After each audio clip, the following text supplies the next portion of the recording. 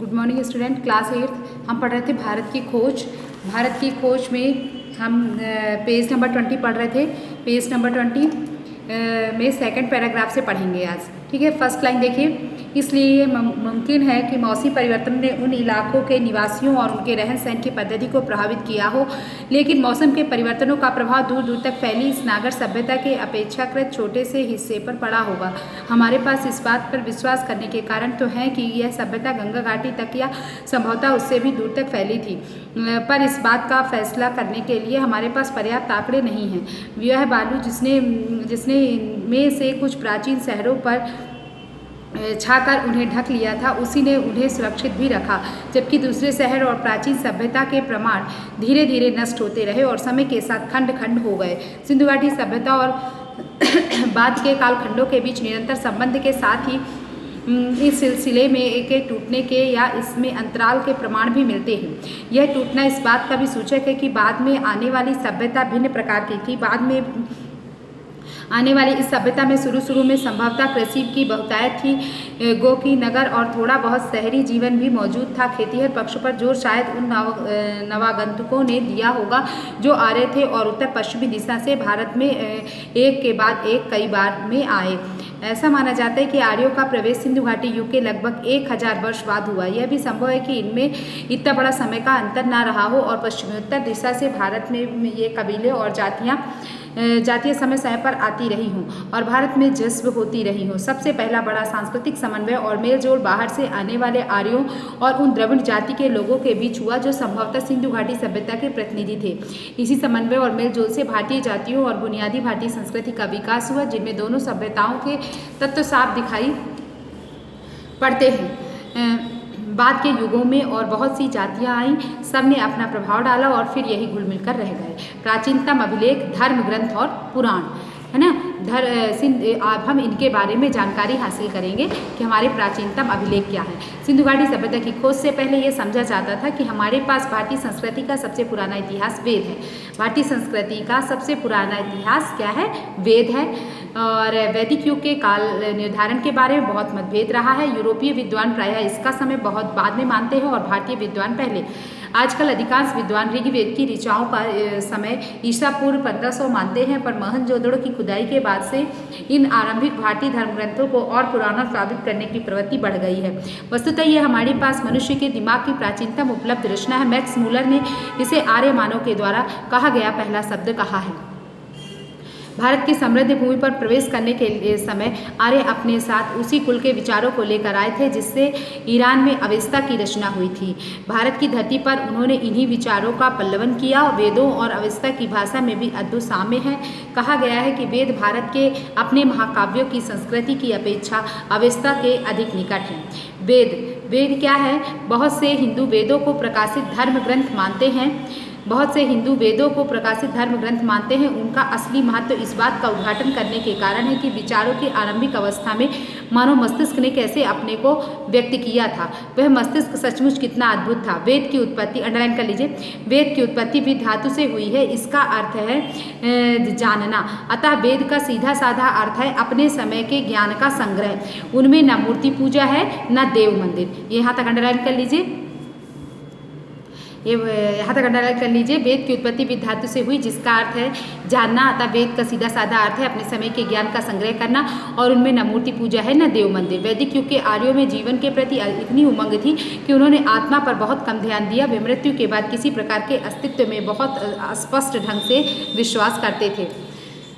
पहला वेद यानी ऋग्वेद, हमारा पहला वेद कौन सा है? ऋग्वेद है। वेद हमारे होते हैं 4, ऋग्वेद, यजुर्वेद, सामवेद और अर्थवेद। आपसे पूछा जा सकता है कि वेद कितने होते हैं, तो वेद 4 होते हैं, ऋग्वेद, यजुर्वेद, सामवेद और अर्थवेद। तो ऋग्वेद हमारा सबसे प्राचीन वेद है, सबसे पहला वेद है और उसके अनुसार ही हमारा जो है धर्म चलता है। तो पहला वेद यानी ऋग्वेद शायद मानव जाति की पहली पुस्तक है। इसमें हमें मानव मन के सबसे आरंभिक उद्गार मिलते हैं, काव्य प्रभाव मिलता है और प्रकृति के सौंदर्य और रहस्य के प्रति हर्षोन्माद मिलता है। इसके अलावा हमें मनुष्य के उन साहसिक कारनामों का रिकॉर्ड मिलता है जो लंबे समय पहले किए गए। यहीं से भारत ने एक ऐसी तलाश आरंभ की जो उसके बाद कभी समाप्त नहीं हुई। सभ्यता के ऊषा काल मतलब सुबह, उषा मतलब होता है सुबह का समय। उषा काल मतलब सुबह का समय, उषा मतलब सुबह, काल मतलब समय में ही प्रबल और सहज कल्पना से संपन्न लोग जीवन में छपे हुए आनंद रहस्यों को जानने के लिए सजग हुए। उन्होंने अपनी सहज अवस्था के कारण प्रकृति के प्रत्येक तत्व और शक्ति में देवत्व का आरोप किया, पर इस सब में साहस और आनंद का भाव था। बहुत से पश्चिमी लेखकों ने इस ख्याल को बढ़ावा दिया है कि भारतीय लोग परलोक परायण हैं। मैं समझता हूँ कि हर देश के निर्धन और अभागे लोग एक हद तक परलोक में विश्वास करने लगते हैं जब तक कि वे क्रांतिकारी नहीं हो जाते। यही बात गुलाम देश के लोगों पर लागू होती है। हमें भारत में भी और स्थानों की ही तरह विचार और कर्म की दो समानांतर विकसित होती धाराएं दिखाई पड़ती हैं, जो जीवन को स्वीकार करती है, दूसरी जो जिंदगी से बचकर निकल जाना चाहती है। अलग अलग युगों में कभी बल एक पर होता है और कभी दूसरी पर, परंतु इतना निश्चित है कि वैदिक संस्कृति की मूल पृष्ठभूमि परलोकवादी है या इस विश्व को निरर्थक मानने वाली नहीं थी। जब भी भारत की सभ्यता में बाहर आई तब ऐसे हर दौर में जीवन और प्रकृति में लोगों ने गहरा रस लिया, जीने की प्रक्रिया में आनंद लिया। ऐसे ही युगों में कला, संगीत और साहित्य, साथ ही गाने, नाचने की कला, चित्रकला और रंगमंच सबका विकास हुआ। इस बात को ग्रहण करना मुमकिन नहीं है कि कोई संस्कृति या जीवन दृष्टि जिसका आधार पर लौकिकता हो या जो विश्व को व्यर्थ मानती हो, वह सशक्त और विविधतापूर्ण जीवन की अभिव्यक्ति के इतने रूपों की रचना कर सकती थी। कोई संस्कृति जो बुनियादी तौर पर परलौकिकतावादी होगी, वह हजारों वर्ष बनी नहीं रह सकती। भारतीय संस्कृति की निरंतरता हमें आरंभ में ही एक ऐसी सभ्यता और संस्कृति की शुरुआत दिखाई पड़ती है जो तमाम परिवर्तन के बावजूद आज भी बनी हुई है। इसी समय मूल आदर्श ग्रहण करने लगते हैं और साहित्य और दर्शन, कला और नाटक तथा जीवन के और तमाम क्रियाकलाप इन आदर्शों और विश्व दृष्टि के अनुकूल चलने लगते हैं। इसी समय पर विशिष्टतावाद और छुआछूत की प्रवृत्ति का आरंभ दिखाई पड़ता है, जो बाद में बढ़ते बढ़ते असहाय हो जाती है। यही प्रवृत्ति आधुनिक युग की जाति व्यवस्था है। ये जाति व्यवस्था, ठीक है, ये जाति व्यवस्था क्या है? जाति व्यवस्था के अंतर्गत मनुष्य को 4 भागों में बांटा गया: ब्राह्मण, क्षत्रिय, वैश्य और शूद्र, है ना। तो जाति व्यवस्था के अंतर्गत जाति व्यवस्था क्या है, पहले आज हम उसके बारे में जानेंगे कि जाति व्यवस्था क्या है। जाति व्यवस्था के अंतर्गत माना गया कि मनुष्य की उम्र जो है 100 वर्ष है और 100 वर्ष होती है, और मनुष्य की उत्पत्ति ब्रह्मा से हुई है और ब्रह्मा के मुख से ब्राह्मण की उत्पत्ति हुई है, इसलिए सबसे ऊपर ब्राह्मण को रखा गया, है ना। ब्राह्मण को रखा गया और ब्राह्मणों का कार्य भी बांटा गया, और ब्राह्मणों के कार्य बांटते समय ये बताया गया कि ब्राह्मण जो है केवल विद्या अध्ययन करेंगे और विद्या ही दूसरे को प्रदान करेंगे, और जो कुछ उन्हें इसमें विद्या अध्ययन और विद्या देने में जो भी धन प्राप्त होगा उससे ही वो जीवन जो है अपना चलाएंगे। ये जाति व्यवस्था के अंतर्गत था। और क्षत्रियों को माना गया कि ब्रह्मा के भुजाओं से क्षत्रिय का जन्म हुआ, और इसलिए क्षत्रिय जो है वो ताकतवर होते हैं और राज्य का प्रशासन जो है क्षत्रिय वर्ग ही चलाएंगे, और इसके बाद वैश्य को माना गया कि उनके जो है जंघाओं से वैश्य की उत्पत्ति हुई, जिनका कार्य केवल बनिक वर्ग था और व्यापार वर्ग था, व्यापार करना ही उनका केवल कार्य होगा। और शूद्र का माना गया कि पैरों से ब्रह्मा के पैरों से जो है तलवों से शूद्र की उत्पत्ति हुई है, इसलिए इसका कार्य जो है इन तीनों ऊपर के तीनों वर्णों की सेवा करना था। इस तरह जाति व्यवस्था जो है उस समय बनाई गई थी। यह व्यवस्था एक खास युग की परिस्थिति के लिए बनाई गई। इसका उद्देश्य था उस समय की समाज व्यवस्था को मजबूत बनाना और उसे शक्ति और संतुलन प्रदान करना, किंतु बाद में यह उसी समाज व्यवस्था और मानव मन के लिए कारागृह बन गई। फिर भी यह व्यवस्था लंबे समय तक बनी रही। उस ढांचे के भीतर बंधे रहते हुए भी सभी दिशाओं में विकास करने की मूल प्रेरणा इतनी प्राणवान थी कि उसका प्रसार सारे भारत में और उससे आगे बढ़कर पूर्वी समुद्रों तक हुआ। इतिहास के इस लंबे दौर में भारत अलग थलग नहीं रहा। ईरानियों और यूनानियों से, चीनी और मध्य एशियाई तथा अन्य लोगों से उसका संपर्क बराबर बना रहा। 3-4 हजार वर्षों का यह सांस्कृतिक विकास और उसका अटूट सिलसिला अद्भुत है। उपनिषद क्या है, उनके बारे में हम पढ़ेंगे। उपनिषदों का समय ईसा पूर्व 800 के आसपास से माना जाता है।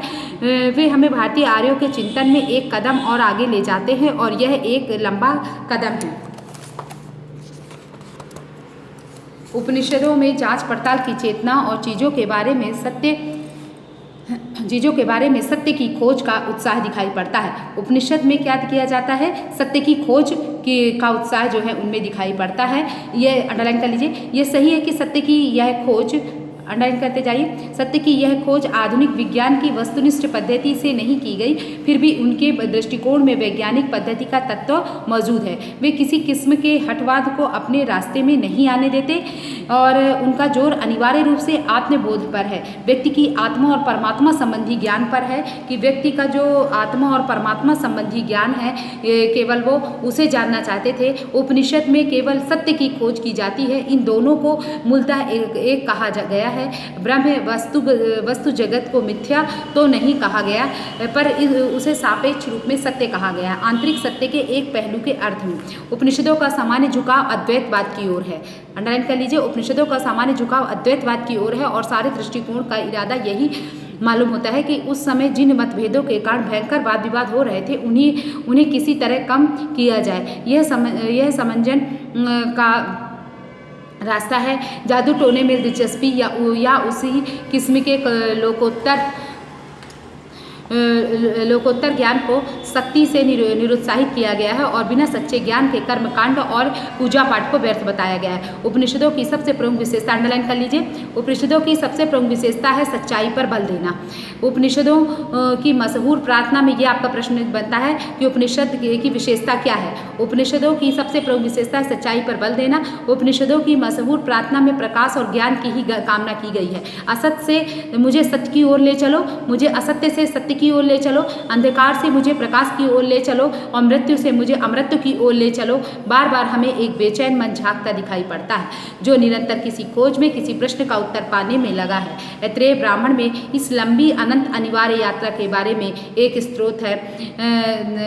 हर श्लोक का अंत इस टेक से होता है, चरेवेति चरेवेति। उपनिषद का मुख्य मंत्र क्या है? चरेवेति चरेवेति, मतलब चलते रहो और आगे बढ़ते रहो और ज्ञान की प्राप्ति में लगे रहो, सत्य की खोज करते रहो। हे यात्री, इसलिए चलते रहो और चलते रहो, ज्ञान की खोज में आगे की ओर बढ़ते रहो। ये उपनिषद का मूल मंत्र है। ठीक है, इसके बाद आज के लिए इतना ही, आगे कल पढ़ेंगे।